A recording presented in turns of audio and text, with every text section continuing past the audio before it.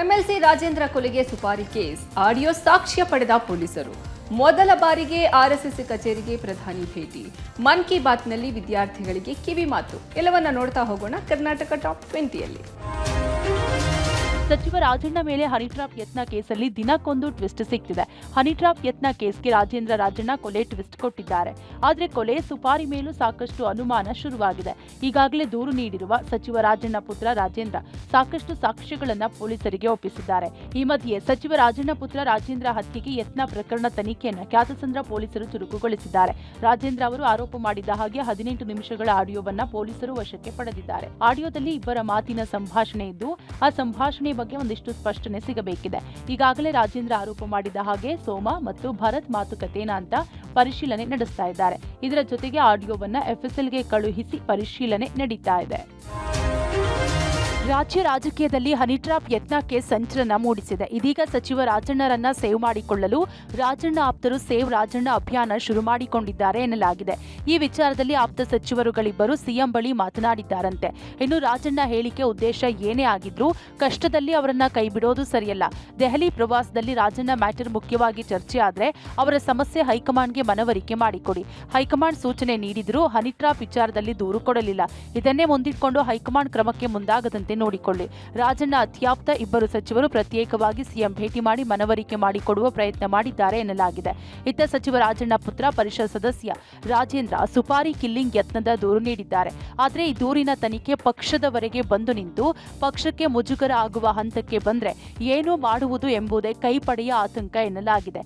ಈಗಾಗಲೇ ತನಿಖೆಯ ಯಾವ ಅಂಶವೂ ಬಯಲಾಗಬಾರದು, ನೀವು ಕೆಲವೊಂದು ವಿಚಾರ ಎಲ್ಲೂ ಮಾತನಾಡಬಾರದು ಎಂದು ಸ್ವತಃ ಸಿಎಂ ಸೂಚನೆ ನೀಡಿದ್ದಾರೆ ಎನ್ನಲಾಗಿದೆ.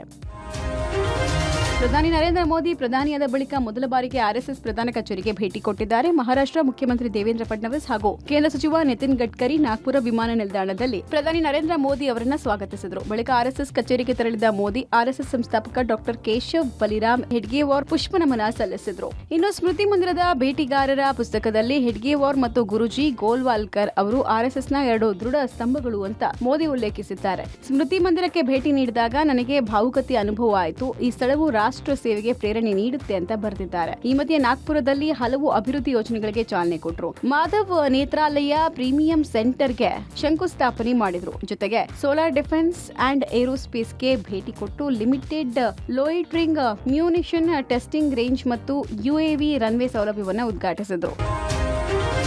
ನರೇಂದ್ರ ಮೋದಿ ಇಂದು ಮನ್ ಕಿ ಬಾತ್ನ 120ನೇ ಸಂಚಿಕೆಯಲ್ಲಿ ಹಲವು ವಿಚಾರಗಳ ಬೆಳಕು ಚೆಲ್ಲಿದ್ದಾರೆ. ಕನ್ನಡ, ಮರಾಠಿ, ತೆಲುಗು, ಹಿಂದಿ ಸೇರಿದಂತೆ ಹಲವು ಭಾಷೆಯಲ್ಲಿ ಯುಗಾದಿ ಹಬ್ಬದ ಶುಭಾಶಯ ತಿಳಿಸಿದ್ದಾರೆ. ಹೊಸ ವರ್ಷದ ಒಂದೊಂದು ರಾಜ್ಯದಲ್ಲಿ ಒಂದೊಂದು ರೀತಿಯಲ್ಲಿ ವಿಶಿಷ್ಟ ಹೆಸರುಗಳೊಂದಿಗೆ ಬರಮಾಡ್ಕೊಳ್ತಾರೆ. ಇದನ್ನೇ ವಿವಿಧತೆಯಲ್ಲಿ ಏಕತೆ ಅಂತೇವೆ ಅಂದಿದ್ದಾರೆ. ಇಷ್ಟ ದಿನ ಮಕ್ಕಳಿಗೆ ಪರೀಕ್ಷೆಗಳ ಬಗ್ಗೆ ಸಲಹೆಗಳನ್ನ ಕೊಡ್ಲಾಗ್ತಾ ಇತ್ತು. ಈಗ ಪರೀಕ್ಷೆಗಳು ಮುಗಿದಿದೆ, ಬೇಸಿಗೆ ರಜೆ ಶುರುವಾಗ್ತಾ ಇದೆ. ಹೊಸ ಹವ್ಯಾಸವನ್ನ ಅಳವಡಿಸಿಕೊಳ್ಳೋ ಜೊತೆಗೆ ತಮ್ಮ ಕೌಶಲ್ಯಗಳನ್ನ ಮತ್ತಷ್ಟು ಬೆಳೆಸಿಕೊಳ್ಳೋ ಸಮಯ ಇದು. ಇಂದು ಕಲಿಯಲು ಸಾಕಷ್ಟು ವೇದಿಕೆ ಇದೆ. ಕೇವಲ ಶಾಲೆಯಲ್ಲಿ ಮಾತ್ರ ಕಲಿಬೇಕು ಅಂತ ಏನಿಲ್ಲ. ಯಾವುದೇ ಸಂಸ್ಥೆ, ಶಾಲೆ, ಸಾಮಾಜಿಕ ಸಂಸ್ಥೆ ಅಥವಾ ಕೇಂದ್ರಗಳು ಬೇಸಿಗೆ ಚಟುವಟಿಕೆಯಲ್ಲಿ ಆಯೋಜಿಸ್ತಾ ಇದ್ರೆ ಅದನ್ನ #ಮೈ ಹಾಲಿಡೇಸ್ ನೊಂದಿಗೆ ಹಂಚಿಕೊಳ್ಳಿ ಎಂದಿದ್ದಾರೆ. ಇನ್ನು ಜಲ ಸಂರಕ್ಷಣೆ ಕುರಿತು ಮೋದಿ ಸಲಹೆ ಕೊಟ್ಟಿದ್ದು, ಮಳೆ ಹನಿಗಳನ್ನ ಸಂರಕ್ಷಿಸುವ ಮೂಲಕ ನಾವು ಬಹಳಷ್ಟು ನೀರನ್ನ ವ್ಯರ್ಥ ಮಾಡುವುದನ್ನು ತಪ್ಪಿಸಬಹುದು. ಕಳೆದ 7 ರಿಂದ 8 ವರ್ಷಗಳಲ್ಲಿ 11 ಶತಕೋಟಿ ಘನ ಮೀಟರ್ ಇತರೆ ನೀರಿನ ಪುನರ್ಭರ್ತಿ ರಚನೆಗಳ ಮೂಲಕ ನೀರನ್ನ ಸಂರಕ್ಷಿಸಲಾಗಿದೆ ಎಂದರು.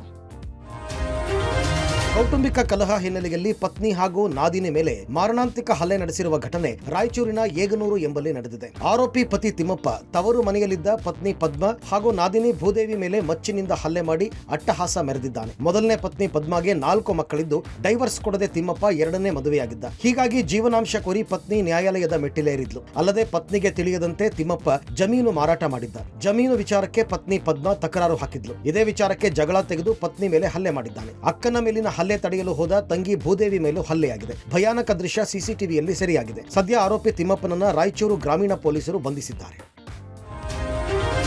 ಸರ್ಕಾರಿ ಕಚೇರಿಯಲ್ಲಿ ಬೆಂಕಿ ಹೊತ್ತಿಕೊಂಡು ಮಹತ್ವದ ದಾಖಲೆಗಳು ಸುಟ್ಟು ಬೂದಿಯಾಗಿರುವ ಘಟನೆ ಚಿಕ್ಕಬಳ್ಳಾಪುರ ನಗರದಲ್ಲಿ ನಡೆದಿದೆ. ನಗರದ ಪಶುಪಾಲನಾ ಹಾಗೂ ಪಶುವೈದ್ಯ ಸೇವಾ ಇಲಾಖೆಯ ಆವರಣದಲ್ಲಿರುವ ಸಹಾಯಕ ನಿರ್ದೇಶಕರ ಕಚೇರಿಗೆ ಬೆಂಕಿ ಬಿದ್ದಿದೆ. ದಾಖಲೆಗಳನ್ನ ಸಂಗ್ರಹ ಮಾಡಿದ್ದ ಕೊಠಡಿಗೆ ಬೆಂಕಿ ತಗುಲಿದ್ದು ದಾಖಲೆಗಳೆಲ್ಲವೂ ಸುಟ್ಟು ಬೂದಿಯಾಗಿದೆ. ರಾತ್ರಿಯೇ ಬೆಂಕಿ ಹೊತ್ತಿಕೊಂಡು ಕಚೇರಿ ಧಗಧಗ ಹೊತ್ತಿ ಉರಿದಿದೆ. ಬೆಳಗ್ಗೆ ಸಿಬ್ಬಂದಿ ನೋಡಿದಾಗ ಬೆಂಕಿ ಅವಘಡ ಪ್ರಕರಣ ಬೆಳಕಿಗೆ ಬಂದಿದೆ. ಅಗ್ನಿಶಾಮಕ ದಳ ಸಿಬ್ಬಂದಿ ಆಗಮಿಸಿ ಅಳಿದುಳಿದು ಇನ್ನೂ ಉರಿಯುತ್ತಿದ್ದ ದಾಖಲೆಗಳನ್ನ ನಂದಿಸುವಲ್ಲಿ ಯಶಸ್ವಿಯಾಗಿದ್ದಾರೆ. ಇಡೀ ಕಚೇರಿಗೆ ಹೊತ್ತಿ ಉರಿದಿದ್ದು ಬೇಕಂತಲೇ ಯಾರಾದರೂ ಬೆಂಕಿ ಇಟ್ರಾ ಎಂಬ ಅನುಮಾನ ಕೂಡ ಮೂಡಿದೆ. ಚಿಕ್ಕಬಳ್ಳಾಪುರ ನಗರ ಪೊಲೀಸ್ ಠಾಣಾ ವ್ಯಾಪ್ತಿಯಲ್ಲಿ ಪ್ರಕರಣ ನಡೆದಿದೆ. ರಾಜ್ಯದಲ್ಲಿ ಬೇಸಿಗೆ ಮಧ್ಯೆ ಕುಡಿಯೋ ನೀರಿಗೆ ಹಾಹಾಕಾರ ಶುರುವಾಗಿದೆ.